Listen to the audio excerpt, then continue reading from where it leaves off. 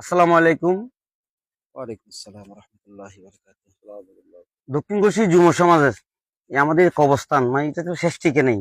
জি এই কবরস্থানে আমার দক্ষিণ কোশি যে আমাদের সভাপতি আছে, সেক্রেটারি সাহেব আছে, ওনাদের উদ্যোগে আমরা কিন্তু উদ্যোগে এই কাজটা করছি। এই ঝড় তুফান যত পানি উঠছে এটা আমাদের দক্ষিণ কোশি যুব সমাজে আমরা করছি।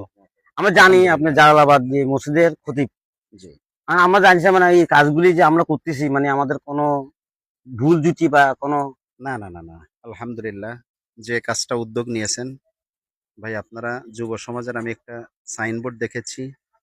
আমি গত কয়েকদিন আগেও এই ভিআইপি আবাসিক এলাকা জামে মসজিদের ইমাম হিসেবে ছিলাম। জি আমি আসলে সময় ব্যস্ততার জন্য বিভিন্ন মাহফিল বিভিন্ন প্রোগ্রামের কারণে আমি বক্তব্যটা ছেড়ে দিয়ে এখন শুধু জুম্মা পড়াই, একটা মসজিদে খতিব হিসেবে আছি।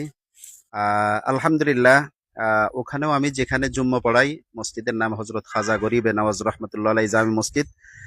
তা যাক, আসলে যেটা উদ্যোগ নিয়েছেন, আমিও যে মসজিদে খতিব হিসেবে আছি ওখানে একটা কবরস্থানের জন্য, হ্যাঁ, এরা আলহামদুলিল্লাহ জায়গা করেছে এবং সেখানে অলরেডি কবরস্থান মানে কবরের কার্যক্রম শুরু হয়ে গেছে। ইনশাল্লাহ। সেটাও এরকম আপনাদের মতো যুব সমাজ। তাই এখানে দেখতেছি আসলে বেশ কিছুদিন ধরে, আমি জানি বিভিন্ন ব্যস্ততার জন্য আপনাদের সাথে আসলে কথা বলার সুযোগ হয় না, তবে রবিউল ভাই আপনারা যে উদ্যোগটা নিয়েছেন, হ্যাঁ, এটা আলহামদুলিল্লাহ আল্লাহর দরবারে অশেষ শুকরিয়া।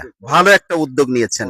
এই যে আমার পাশে এই যে যিনি রয়েছেন ইনি আপনার এই খুলশী কলোনি জামে মসজিদে প্রায় একটানা 40 বছর ইমামতি করেছেন। উনি গত 1 বছর আগে আপনারা দেখেছেন, বিভিন্ন মিডিয়াতে দেখেছেন, ওনাকে ফুলের সংবর্ধনা জানাইয়া আলহামদুলিল্লাহ ওনাকে বিদায় দিয়েছে। উনিও ওখানে একটা কবরস্থান করেছেন এইরকম খুব সুন্দর। তো উনি এখানে আসার পরে, আলহামদুলিল্লাহ। আমরা একটা প্রোগ্রামে যখন আসছি, আসার পরে হুজুর বলতেছে দেখো আলহামদুলিল্লাহ এই যে যুব সমাজে যে উদ্যোগটা নিয়েছে, মানে মাটি ভরাট করে একটা কবর, যে মানে অর্থাৎ বৃষ্টির মধ্যে কত জায়গা, এই যে বৃষ্টির মধ্যে কত জায়গা লাশ দাফন করেছে, সেটাকে লাশ দাফন করার সুযোগ হয়নি, নাই। কলার ভেয়াতে করে কলার ভেয়া বানাইয়া তারপরে সেখান থেকে কি করেছে, এভাবে লাশ ভাসায় দিয়েছে। তাই এই যে একটা কত কষ্ট, অথচ এই এলাকার জন্য যে যুবক সমাজ যে উদ্যোগটা নিয়েছে আমার ভাইজানরা, আল্লাহ প্রত্যেকটা যুবক ভাইকে আল্লাহ হায়াতে হিজরের মধ্যে বরকত দান করে, সবাই বলেন আমিন। আমিন। কারণ বিষয়টা হলো এই যে কবরস্থান বা এখানে আমাদের সবাইরই যেতে হবে। আমরা সকালেই জানি যে মিনহা খলাকনাকুম ওয়া ফিহা নুঈদুকুম ওয়া মিনহা নুখরিজুকুম তারাতান উখরা।